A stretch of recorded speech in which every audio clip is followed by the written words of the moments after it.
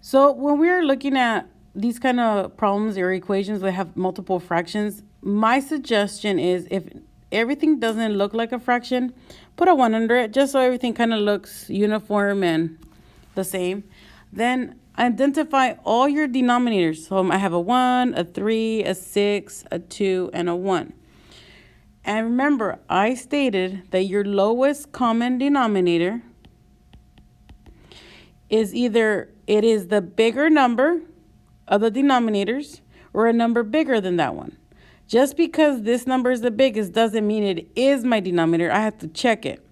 So I know that 1 divides into 6 evenly, so that works. 3 divides into 6 evenly, that works.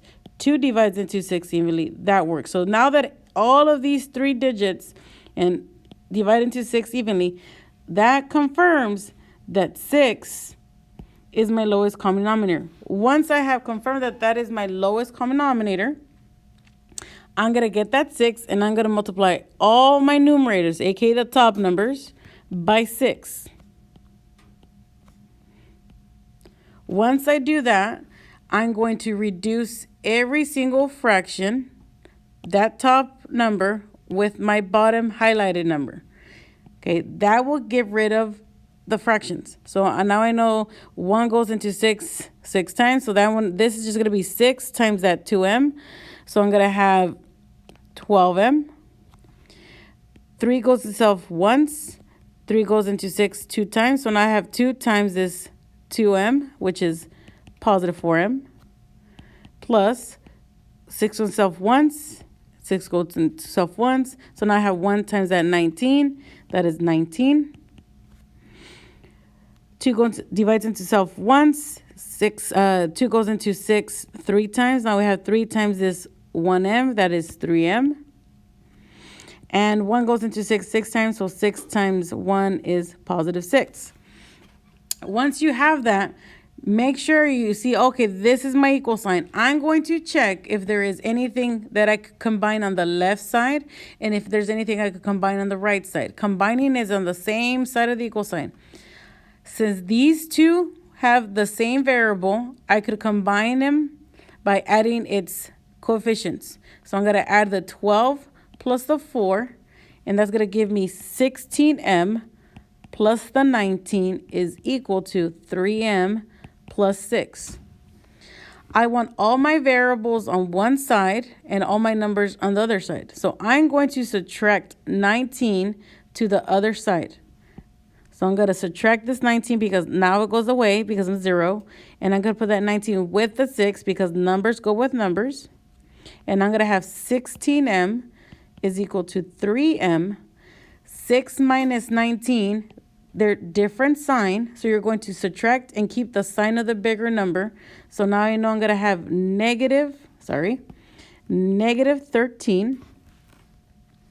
I'm going to subtract the 3 to the other side.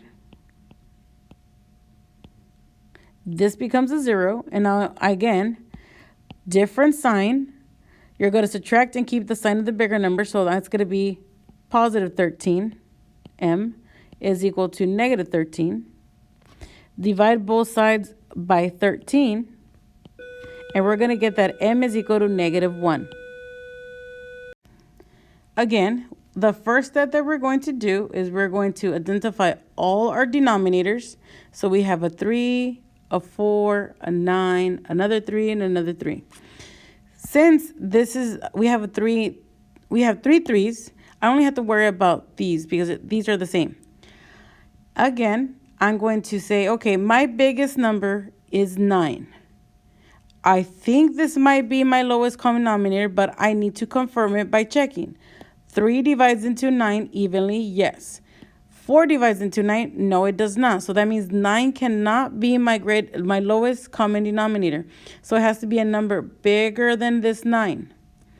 So now I'm going to check multiple numbers. So I could try, let's see, 18. So I know that 3 goes into 18. I know that 9 goes into 18 evenly, but 4 doesn't. So it has to be bigger than that. So let's try 36. 36 divided by 3 is 12. That works. 36 divided by 4, that's 9. That works. 36 divided by 9, it's 4. So that works. So that means our lowest common denominator is 36. I'm going to multiply every single numerator by 36 because I'm going to reduce every fraction using my denominator numbers with this 36. So I'm going to have 3 goes in itself once, 3 goes into 36 12 times. So now I'm going to have 12 times this negative 4n, and that would give me negative 48n.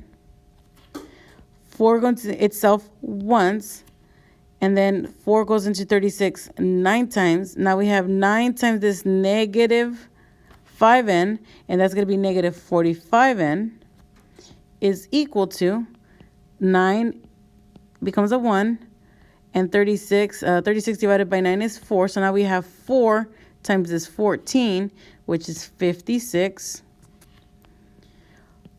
Once 12 times, and that 12 times this negative 4n again is going to be negative 48n. And the last one, 3 goes off once, 3 goes into 36 12 times. So 12 times this negative 2n gives me a negative 24n. Again, I'm going to find my equal sign as a reference here, and I'm going to ask myself, do I have like terms? Yes, these two are like terms because they both have an n, and then they're both negative, so I'm going to add them and keep the sign. So it's going to be a bigger negative number. So it's going to have negative 93n is equal to, and look, these are also like terms. So I'm going to have 56, and again, they're also both negative, so I'm going to add them and keep the sign. So I'm going to have negative 72n. I'm going to keep this negative 93n here. I'm going to leave that 56 there, but I'm going to do the opposite of this one and move it to the left side. So I'm going to go plus 72n to both sides.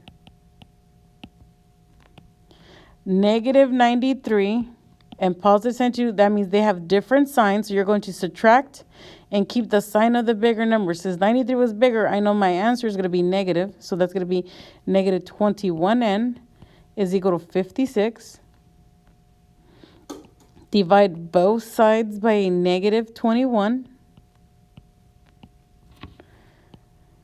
I know that a lot of you are going to say, okay, my answer is going to be negative 56 divided by 21, or put it in a calculator. I do not want decimals because decimals are approximations for the most part. But you have to ask yourself if I could reduce this. You should always ask yourself that. Since 21 is the same thing as 7 times 3 and 56 is the same thing as 7 times 8, I'm going to reduce it by 7. So I'm going to have negative 56 divided by 7 is negative 8. 21 divided by 7 is 3. So this is my final answer that is reduced.